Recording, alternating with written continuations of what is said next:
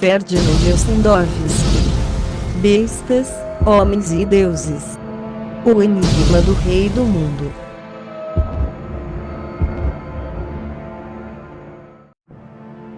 Entre assassinos. Perto da estação do telégrafo, encontramos um moço loiro, chamado Canin, que era o encarregado do posto. Um pouco hesitante, ele ofereceu-se a hospedar-nos durante a noite. Entrando na sala vimos um homem alto e magro, levantando-se da mesa. Aproximou-se lentamente, olhando-nos com atenção. "São hóspedes", disse Canin. "Estão indo para Cário." "São estrangeiros." "Ah", falou o outro com calma. Enquanto estávamos tirando com dificuldades nossos cinturões e as pesadas capas mongóis, vimos que o homem falava rapidamente com Canin. Aproximando-me da mesa, para sentar e descansar, ouvi que dizia: "Teremos que adiar." E Canin acenou com a cabeça. Em volta da mesa havia mais gente. O assistente de Canin, alto e loiro, falava com volubilidade de muitas coisas. Parecia um pouco esquisito, e sua loucura se manifestava quando por algum barulho, por um estrondo ou vozes muito altas ele se via obrigado a repetir as palavras de seu interlocutor, ou então falava rápida e maquinalmente, descrevendo tudo o que estava se passando em volta dele. A mulher de Canin também estava presente. Era uma moça jovem, pálida e cansada, e seus olhos febris pareciam aterrorizados. Ao lado dela estava outra moça, de uns 15 anos, os cabelos cortados curtos, trajada como um homem, e os 2 filhos de Canin. Apresentamo-nos a todos. O homem alto chamava-se Gorokov, ele era um colono russo de Sangaltai e apresentou a mocinha de cabelo curto como sua irmã. A mulher de Canin olhava-nos com terror mal dissimulado, sem proferir palavra, evidentemente aborrecida pela nossa presença. Mas não havia alternativa, e começamos a tomar chá, comendo nosso pão com carne fria. Canin contou que, depois da destruição da linha telegráfica, sua família tinha sofrido muito. Os bolcheviques de Irkutsk não estavam mandando-lhe ordenado e, assim, via-se obrigado a recorrer a expedientes para sobreviver. Vendia feno aos colonos russos, transmitia mensagens particulares e transportava mercadorias de Katyua-Uliassutai ou Sangaltai, comprava e vendia gado, caçava, e dessa forma conseguia manter-se. Gorokov disse que devia ir a Katyua negócios e que ele e sua irmã gostariam de viajar em nossa companhia. Parecia aborrecido e tinha um ar antipático, seus olhos sem cor nunca olhavam a pessoa com quem estivesse conversando. Durante a conversação, perguntamos a Canin se havia colonos russos por perto. Ele franziu o senho e respondeu com ar enjoado: "Um velho ricaço Bobrov. Mora a 1 quilômetro daqui. Mas não aconselho visitá-lo. O velho é muito avarento e não gosta de hóspedes." Enquanto ele estava falando, a mulher abaixou os olhos e encolheu os ombros como sacudida por um calafrio. Gorokov e sua irmã continuaram a fumar, indiferentes. Reparei ao mesmo tempo a hostilidade de Canin, o medo da mulher, e a indiferença forçada dos Gorokov e decidi, no mesmo instante, fazer uma visita ao velho Bobrov, de quem Canin estava falando em termos pouco simpáticos.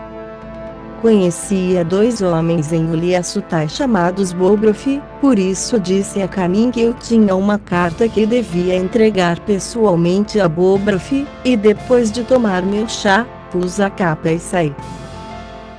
A casa de Bobrov fora construída numa depressão da montanha. Tinha ao redor uma alta cerca e por cima dela, podia-se ver os tetos baixos das construções. Uma janela estava iluminada. Bati a porta. Ouvi cachorros latindo furiosamente. Pelas frestas da cerca podia ver 4 cachorros mongóis grandes e pretos que rosnavam mostrando os dentes. Ouvi alguém gritando no pátio: "Quem está aí?" Respondi que era um viajante que vinha de Uliessutai. Alguém botou os cachorros na corrente e apareceu um homem que me olhou com atenção, examinando-me da cabeça aos pés.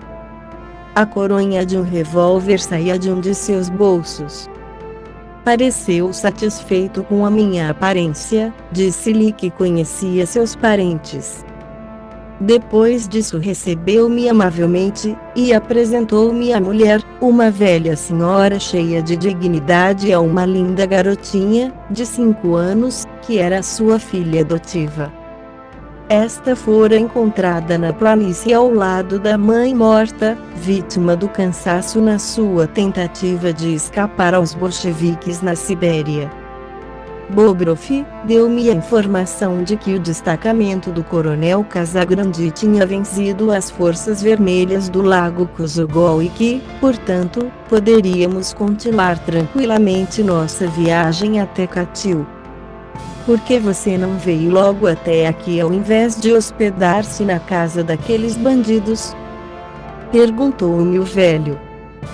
Fiz-lhe muitas perguntas e ele me deu informações preciosas. Soube que Kanin era um agente bolchevique do Soviete de Irkutsk e que estava ali como espião. A interrupção do caminho de Irkutsk naquele momento tirava-lhe a periculosidade. Um comissário muito influente tinha, porém, chegado de Bisk, na região dos Altai. "Gorokov?" perguntei. "Este é o nome que ele está usando agora, mas eu também sou de Bisk e conheço todo mundo naquela cidade. Seu verdadeiro nome é Muzikov, e a mocinha de cabelos curtos que o acompanha é amante dele. Ele é comissário da Checa e ela é uma agente.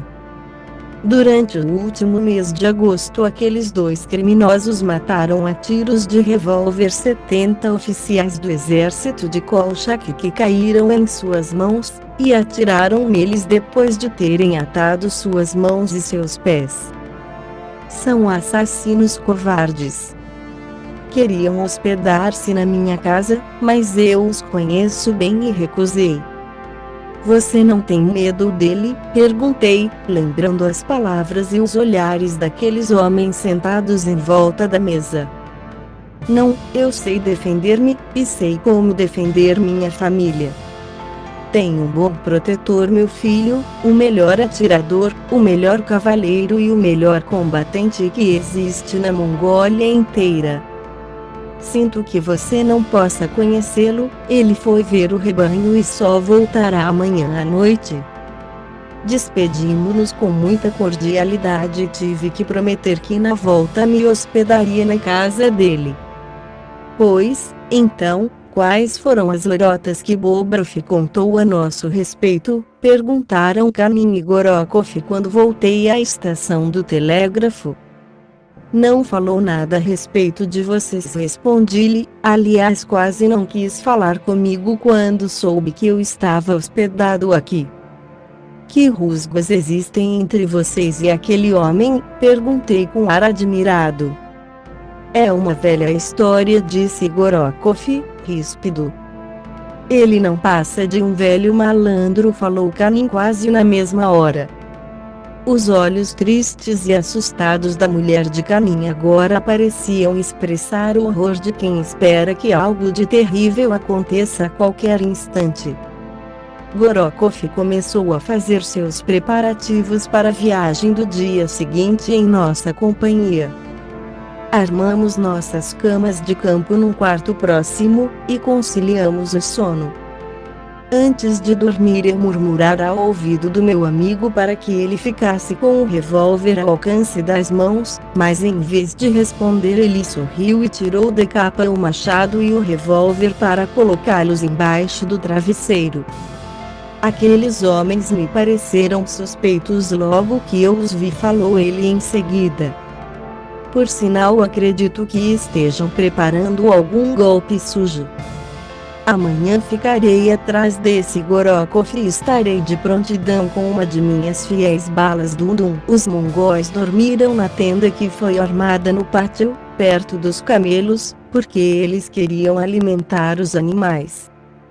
Saímos pelas 7 horas. Meu amigo ficou na retaguarda, atrás dos Gorokov que estavam armados dos pés à cabeça e cavalgavam esplêndidos cavalos.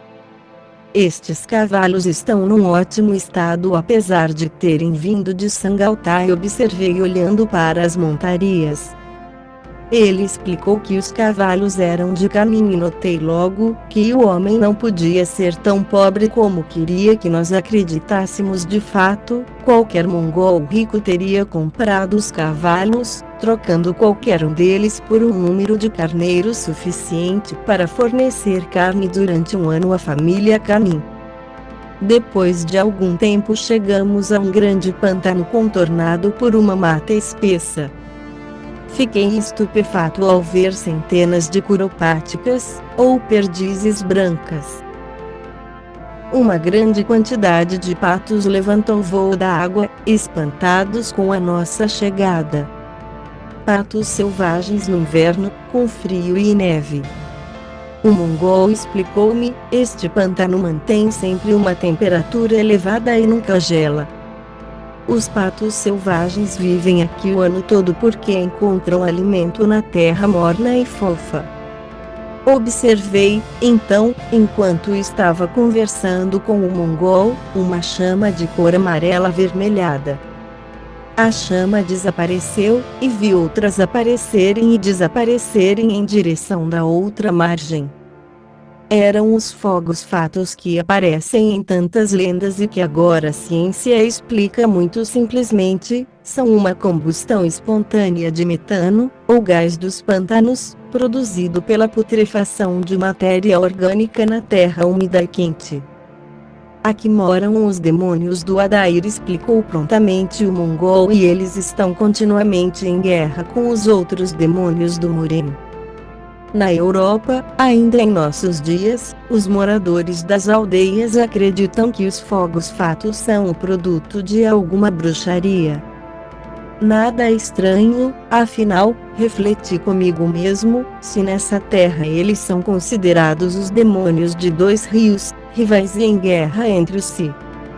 Após atravessar o pântano conseguimos ver, ao longe, um grande mosteiro.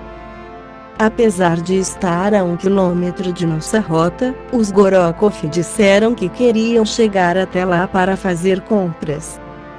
Eles se afastaram rapidamente de nós, prometendo alcançar-nos mais tarde. Porém não vimos mais os Gorokov durante algum tempo. Desapareceram sem deixar vestígio, e quando nossos caminhos se cruzaram novamente algum tempo mais tarde, foi em circunstâncias inesperadas e que acabaram sendo fatais para eles. Estávamos felizes de nos ver livres deles, e contei ao meu amigo tudo o que Bobrov me dissera. Fim desse capítulo.